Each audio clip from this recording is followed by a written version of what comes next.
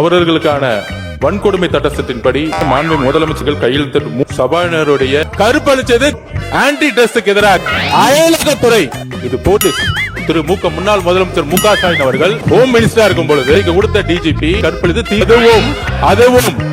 அதுவும் இந்த போதை பழக்கம் பதிவு பண்ணிக்கிறோம். யாரார் இருந்தாலும் நாங்கள் இங்க உறுதி கொடுக்கிறோம். ஐயோ அழகா இது என்னடா மொழி மச்சான், இவன் என்ன பாச பேசுறாரு எனக்கு புரிஞ்சு போச்சு. என்ன இவன் பேசுறது சுத்த தமிழே கிடையாது. அடச்சி, இது தமிழ்லன்னு எனக்கு தெரியாதா? தவுளு வாசிக்கிற மாதிரி கட்டப்பட்டு பேசுறாளே. ஐயோ கைப்புள்ள அருவலோட கிளம்பிட்டானே. இன்னைக்கு எத்தனை தலை ஊர்ல போதோ தெரியலையே. கல்லூரி படிக்கும் போது காதல் தோல்வி, வேலையும் இல்ல காரும் இல்ல. இன்னைக்கு வேலையும் கொடுத்திருக்காரு தலைவர், காரும் கொடுத்திருக்காரு. ஏன்னா நான் ட்ரெயின்ல தான் வரேன் அங்கிருந்து இங்க உள்ள ஆட்டோல உள்ள வரும்போதெல்லாம் ஒவ்வொரு தடவையும் காவலர் பணியாளர்கள் கேட்பாங்க, யார் நீங்க? கோமாளி இங்க வந்து யார போறாங்க sir. Wait a minute. Who are you?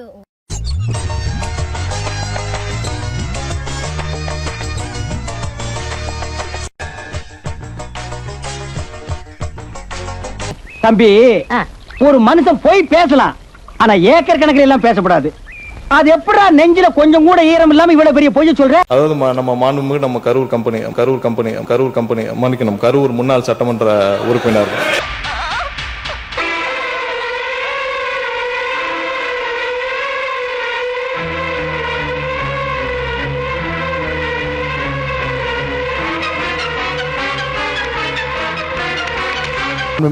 சங்கி அமைச்சர் மன்னிக்கணும், மாண்புமிகு எரிசக்தி துறை அமைச்சர். நீ படிச்ச ஸ்கூல்ல நான் ஹெட் மாஸ்டர்ரா. மாண்புமிகு பாத்ரூம்ல நீக்கிட்டீங்களா? மாண்புமிகு பாத்ரூம்ல 3 மணி நேரம் உட்கார்ந்து இருந்த எதிர்க்கட்சி தலைவர் நான் என்ன கலாச்சிட்டாராமா. இப்போ தமிழ்நாட்டுல யார் பாத்ரூம்ல எவ்வளவு நேரம் உட்கார்ந்துருக்காங்க அப்படி கண்காணிக்கிறதுக்கு ஒரு தனி அமைச்சர் வச்சிருக்கீங்களா என்பதை நான் கேட்க விரும்புறேன். அங்க கக்கூஸ் கழுவுற வேலை தானே பார்த்தேன். கிட்ட வந்து பேசாதயா, பேட்ஸ்மேன் அடிக்குது. ஓ அதுக்கு தான் சென்ட் அடிக்கிறியா? ஆமாங்க, இது ஆமா. ஓ ஐயா, ஏன் ஜோர் திரும்பிட்டு ஐயா ராசாங்க ஐயா, என் செல்லம் என் தங்கம். ஆமா, நான் துபாயில கக்கூஸ் கம்பெனில தான் வேலை பார்த்தேங்கிறது உனக்கு எப்படி பாத்தறியா? முகரைய பார்த்தாலே சொல்லிடுவேன். ஐயோ கைப்புள்ள அருவலோட கிளம்பிட்டானே. இன்னைக்கு எத்தனை தலை ஊர்ல போதோ தெரியலையே. காவல்துறையோடைய அறிக்கையா இல்ல காவல்துறையா இல்லை இறந்த சகோதரியின் தாய்னா எங்க முதலமைச்சர் ஒரு தாய் பக்கம் தான் நிப்பார். டேய் என்னடா டயலாக் இது? எவன் எழுதி கொடுத்தானே அது இப்படி பேசிட்டு போறான்? மாண்புமிகு முதலமைச்சர் அவர்கள் அவைக்குள்ளே வரும் பொழுது அமர்ந்திருக்கக்கூடிய எதிர்கட்சி தலைவருக்கு அந்த கண்ணியத்தை சொல்லிக் கொடுத்து 8 கோடி மக்களின் முதலமைச்சருக்கு அந்த மரியாதையை தர வேண்டும் என்ற கண்ணியத்தை சொல்லித்தர வேண்டும் என்பதை பேரவைத் தலைவர் வாயிலாக தெரிவித்துக் கொள்கிறேன். எனவே முதலமைச்சர் வருகிற போது எதிர்க்கட்சியர் வருகிற போது எழுந்து நின்று மரியாதை தெரிவிக்க வேண்டும் என்பது கட்டாயம் அல்ல.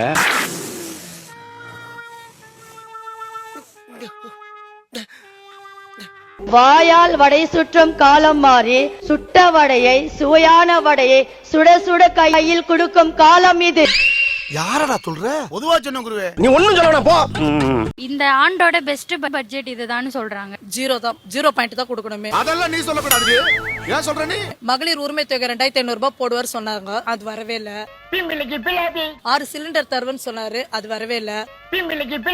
பட்டதாரிங்களுக்கு 4000 தருவன்னு சொன்னாரு, அதுவும் தரவே இல்ல. நாங்க கேட்டது தரல, அவர் கேட்காததெல்லாம் என்னென்னமோ செய்யறாரு.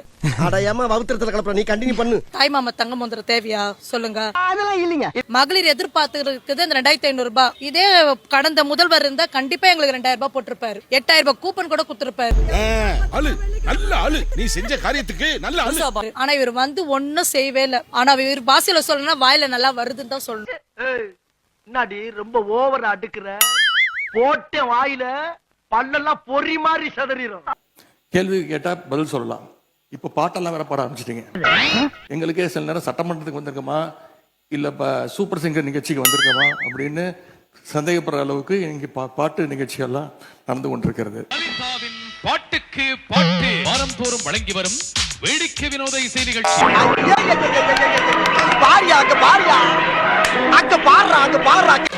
நிழல் வேண்டும் போது மரம் ஒன்று உண்டு, பகை வந்த போது துணை ஒன்று உண்டு,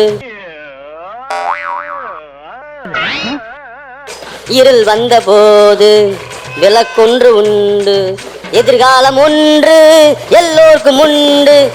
பாராட்டு கரகோஷம். இந்த நிகழ்ச்சியில் கலந்து கொள்ள அடுத்து இந்த மேடைக்கு வருகின்றார்.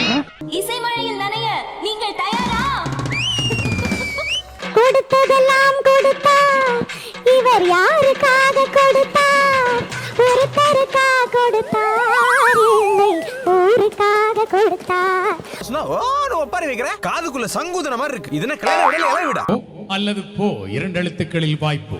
நானே போட போறேன் சட்டம் பொதுவில் நன்மை பொருந்திடும் திட்டம், நன்மை பொருந்திடும் திட்டம். கருணை இருந்தால் வள்ளலாகலாம், கடமை இருந்தால் வீரனாகலாம், பொறுமை இருந்தால் மனிதனாகலாம். சிக்கு தக்க ஜிம் தக்க சிக்கு தக்க ஜிம் சக் சக் சக். எங்க கொண்டு வந்து நிறுத்திக்கிற பாத்தியா? நிழல் வேண்டும் நானே போட புருணை நானே போட புருணை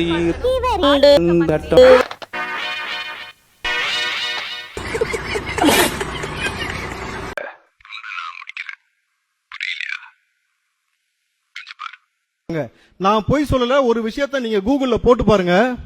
டுபாகூர் பொலிட்டிஷியன் ஆஃப் இந்தியான்னு போடு. திரு இப்ராஹிம்.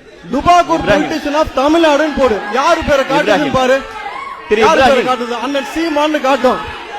சீமான்னு காட்டும். நீ பாரு. திரு இப்ராஹிம் போட்டு பாரு.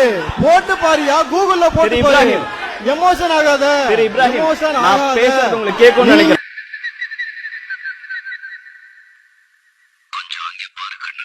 நான் கேக்குறேன். கடைசியா சொல்றேன்.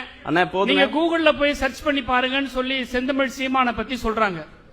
தமிழ் தேசியத்தை தமிழ்நாடு கூட போய் பேசின ஒரு தலைவர், இருக்கக்கூடிய நவீன காலகட்டத்தில் இருக்கக்கூடிய ஒரு தலைவர் அவர். அவர் அளவுக்கு தமிழ்நாட்டில் எங்கேயாவது போய் உங்க தலைவர் பேசி இருக்கிறாரா? கிடையாது. ஆனால் அதே கூகுள்ல போய் சர்ச் பண்ணி பாருங்க. தற்குறின்ற ஒரு வார்த்தை யார் வராங்கன்னு பாருங்க.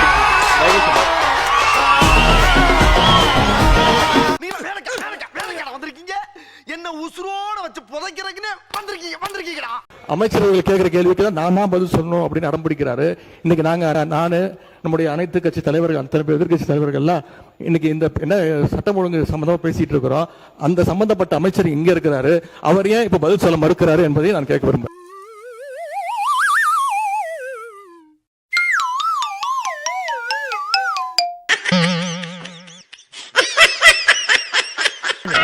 நேற்று முன்தினம் இந்த பேரவையிலே பேசின நம்முடைய முதலமைச்சர் அவர்கள் தன்னுடைய டேபிளில் 3 ஃபைல்ஸ் இருப்பதாகவும் அந்த ஃபைல்ஸை அவர் திறந்து பார்க்க வச்சிடாதீங்க அப்படிங்கிற தோணியில் எங்களுடைய அரசை குற்றம் சாட்டுகின்ற வகையில் குறிப்பிட்டு பேசியிருக்கிறாரு. ஒரு 1 வீக் பேக் மாண்புமிகு நிதி அமைச்சர் பேசும்போது ஒரு 3 டிபார்ட்மெண்ட்லேருந்து ரிவ்யூ பண்ணி அந்த ஃபைல்ஸ்லாம் என் டேபிளில் இருக்குன்னு சொன்னார். அது ஏதோ போகிற போக்கில் அவர் சொல்லலை. உண்மையிலேயே என் டேபிள்ல இருக்கு. என்னையா ஓவரா பேசுறானே தவிர பாம்ப வெளிய விட மாட்டேங்கிறானயா. இத்தனையும் ப்ரூஃபோட இருக்கு. ஓபன் பண்ண வச்சிராதீங்க. யோ காலையில இருந்து இதே தான் சொல்லிட்டு இருக்க. பாம்ப வெளியடியா பாப்போம். அந்த ஃபைல்ஸை நாங்கள் கேட்டுக்கொள்வது தயவு செய்து அவர் திறந்து பார்க்க வேண்டும். அதன் மீது அவர் ஆக்ஷன் எடுக்க வேண்டும். எதற்காக பயப்படுறீங்க? எதற்காக காலம் தாழ்த்துறீங்க? இதையே 3 மாசமா சொல்லிட்டு இருக்கிறீங்க. ஜோசியக்காரர் சொன்னாதான் அந்த ஃபைல் திறந்து பார்ப்பீங்க. நல்ல நேரம் அதை பார்த்துட்டு இருக்கீங்களா? என்ன மறுபடியும் துபாய்க்கே போலாமா? இல்ல இந்த ஊர்ல இருந்து ஒரு ஓரஞ்சாரமா உட்கார்ந்து தொழில் பண்ணலாமா? மொத்தத்துல இந்த ஊர்ல இருக்கலாமா வேணாமான்னு ஒரு வழியை காட்டி தொலை. ஏன்னா எப்ப பார்த்தாலும் நம்ம கிட்டே ஒரு ராகுகாலம் வம்புழுத்துக்கிட்டு இருக்கு. அப்படியே இந்த ஊர்ல இருந்தாலும் அந்த ராகுகாலத்தை சமாளிக்க முடியுமான்னு கேட்டு சொல்லு. உறுப்பினர்கள், அமைச்சர் பெருமக்கள் எங்களுக்கு பதில் சொல்லும் போது ஆதாரம் இல்லாமல் பல குற்றச்சாட்டுகளை வைக்கிறாங்க. ஆனால் நீங்கள் அதையெல்லாம் அவை குறிப்பிலிருந்து சரியாக நீக்கிடுறீங்க. இன்னும் சொல்ல போனால் சட்டமன்ற வரலாற்றிலே இதுதான் முதல் முறையாக எதிர்க்கட்சி உறுப்பினர்கள் பேசுவதை விட ஆளுங்கட்சி உறுப்பினர்கள், அமைச்சர் பெருமக்கள் பேசுவதையெல்லாம் நீங்கள் தான் முதலாக அவை குறிப்பிலிருந்து நிறைய எடுத்திருக்கிறீங்க. அந்த வரலாறு நீங்க படைச்சிருக்கிறீங்க. இது தமிழ்நாட்டுக்கே வந்த மான பிரச்சனை. Prestige problem. To or die. அதனால எங்களுக்கு எந்த பயமும் கிடையாது. எந்த பயம் கிடையாது. வாய் மட்டும் இல்லைன்னா நாய் தூக்கிட்டு போயிடும். ஒவ்வொரு தலையிலும், முக்கியமாக நெடுஞ்சாலை துறையிலும் சரி, முக்கியமாக பொதுப்பணியும் சரி, வெள்ளை வேறிக்கை வெளியிட்டு முதலமைச்சருடைய அலுவலகத்துல அந்த ஃபைல் இருக்கு. கண்டிப்பாக ஆதாரத்துடன் சட்டப்படியான நடவடிக்கை எடுக்கப்படுங்கிறதா முதலமைச்சர் சொல்ல வந்தது. 3 ஃபைல்கள் இருக்கு. நான் எதுவும் சேலஞ்ச் எல்லாம் பண்ணல, நான் ஓபன் சேலஞ்சே பண்றேன். முதலமைச்சர் அவர்கள் தொடர்ந்து பார்க்கட்டும், யார் மீது நடவடிக்கை எடுக்க உண்மையா குற்றச்சாட்டு ஆதாரத்தோடு இருந்தால் அவர் நடவடிக்கை எடுக்கட்டும். எனவே சினிமால பஞ்ச் டைலாக் பேசுறதெல்லாம் சட்டமன்றத்தில் பேசலாம். நீங்க அப்படி பஞ்ச் டைலாக்